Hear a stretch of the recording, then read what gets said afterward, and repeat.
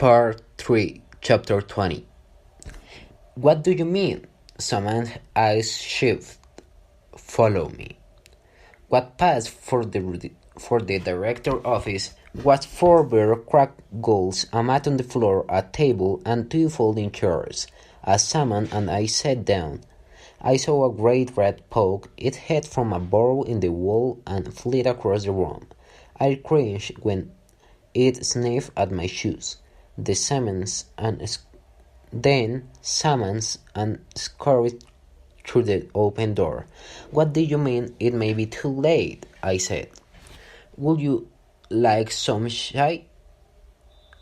Some chai? I could make some. Nay, thank you. I would rather we talk. Saman tilted back in his chair and crossed his arms on his chest. What I have to tell you is not pleasant, not to mention that it may be very dangerous. For whom? You, me, and of course for Sorab. If it's not too late already, I need to know, I said. He nodded. So you say, but first I want to ask you a question. How badly do you want to find your nephew? I thought of the street fights we get into when we were kids all the time. Hassan used to take them on for me. 2 against 1, sometimes 3 against 1. I wins and watch. Tempts to step in, but always stopping short, always held back by something. I looked at the hallway, saw a group of kids dancing in a circle, a little girl, her left leg amputated below the knee, sat on a ruddy mattress and watched smiling and clapping along with the other children.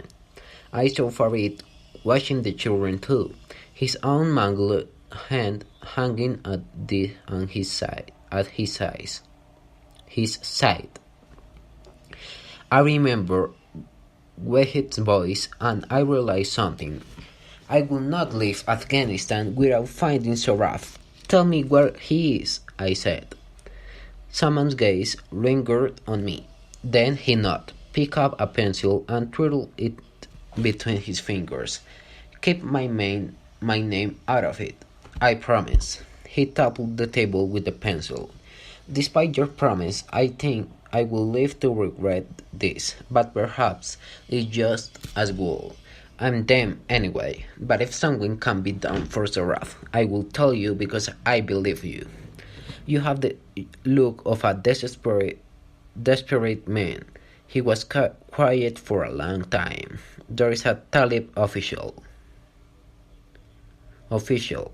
he muttered. He visits once every month or 2. He brings cash with him, not a lot, but better than nothing at all. His shifty eyes fell on me, rolled away. Usually he will take a girl, but not always. And you allow this? Farid said behind me. He was going around the table, closing in on Saman. What choice do I have? Saman shot back. He pushed himself away from the desk. You are the director here, Farid said. Your job is to watch over these children. There is nothing I can do to stop it. You are selling children, Farid barked. Farid, sit down. Let it go,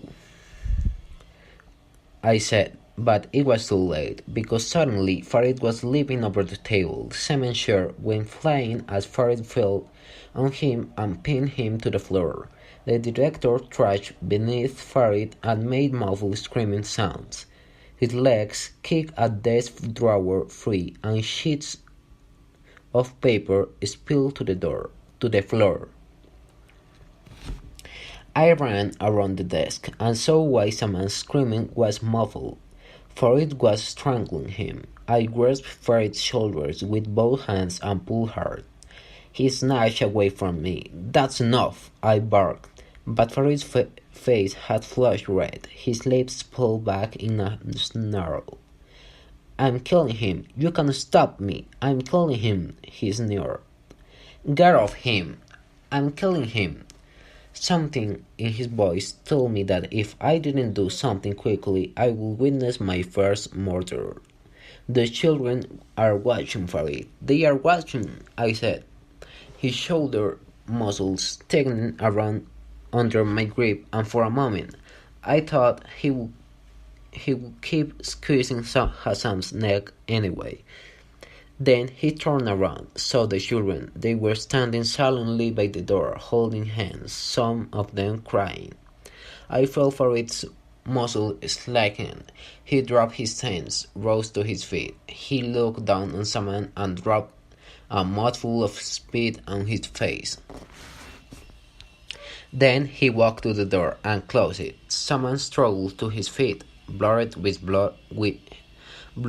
bloody lips with his sleeve, wiped the spit off his cheek, cawing and wheezing.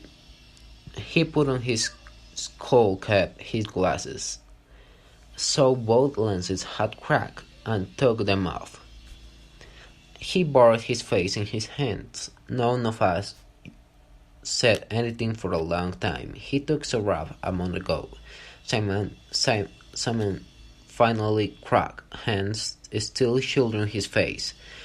"You call yourself a director?" Farid said. Simon dropped his hands. I haven't been paid in over 6 months.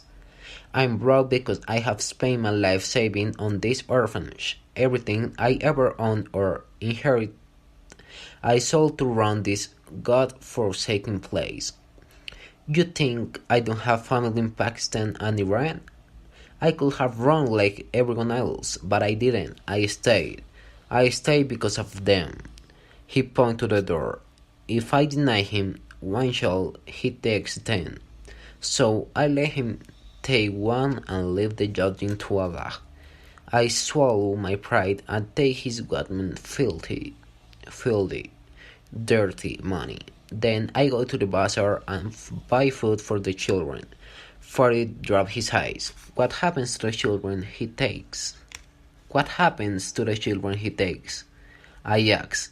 Semen rubbed his eyes with his forefinger and thumb. Sometimes they come back. Who is he? How do we find him? I said. Go to Gessi Stadium tomorrow. You will see him at halftime. I will be the one wearing the black sunglasses. He picked up his broken glasses and turned them in his hands. I want you to go now. The children are frightened. He crossed out. As the truck pulled away, I saw Semen in the side view mirror, standing in the doorway. A group of children surrounded him, clutching the hem of his loose shirt. I saw that he had put on his broken glasses.